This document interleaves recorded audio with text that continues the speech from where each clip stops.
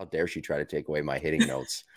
Trying to make. Can you imagine if somebody took away your notes and your no, yeah, I would you'd be mad, right? It's yeah. like, no, this is important. This is more important than anything you could be teaching me right now, because I could find this health stuff on Google in right. 20 Well, years, yeah, now 20 years from now.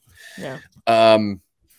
Yeah, you mentioned there though, and the reason I asked that question, which one do you prefer, splitting the plate or the circle? And you said splitting the plate. It's part of that visualization process, and that's a huge part of the mental side of hitting. I don't believe that the visualization process is just visualizing yourself going up there and hitting. I believe that it's also visualizing some of those intangibles that you just mentioned right there with splitting the plate and coming up with a proper approach through that visualization. Sure. I mean, gosh, if we want to go even deeper, I really do think you have to practice your mentality of looking for what you want instead of what you don't want. Meaning, it's very easy sometimes if we're like, okay, I'm looking middle out, and we all of a sudden are very aware that I don't want the inside pitch, but like that actually doesn't matter. The only thing that we need to try to like focus in on just what do I want? What do I want? What do I want? This spot, this spot, this spot. Like, it doesn't matter. It's not if it's a strike, I'm on this outside part, I take it. And if it's inside, it's a ball. It's like, no, I'm crushing this. I'm crushing this. I'm crushing this. And then anything else, doesn't matter where it is. It's not in your zone, you know? And it's hyper focusing on what you want to do instead of being even aware of what you don't want.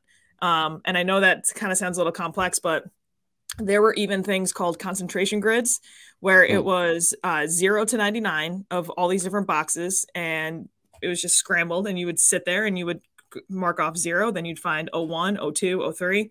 And if you tried to like hyper focus on every single little one, you would almost, you wouldn't be able to do it. So you had to get this like in between focus of a soft focus to zoom out a little bit, but enough where you were only locked in on what's the next number, 04, 04, boom. What's the next number, 05, 05. And I would do that before games in silence. And then I would maybe try to turn music on, and then I turn the TV and music on. And then I would try to add distractions, because you're essentially trying to find that perfect level of focus at the box and approach a situation in the middle of a game. I wonder if you can do that at any time.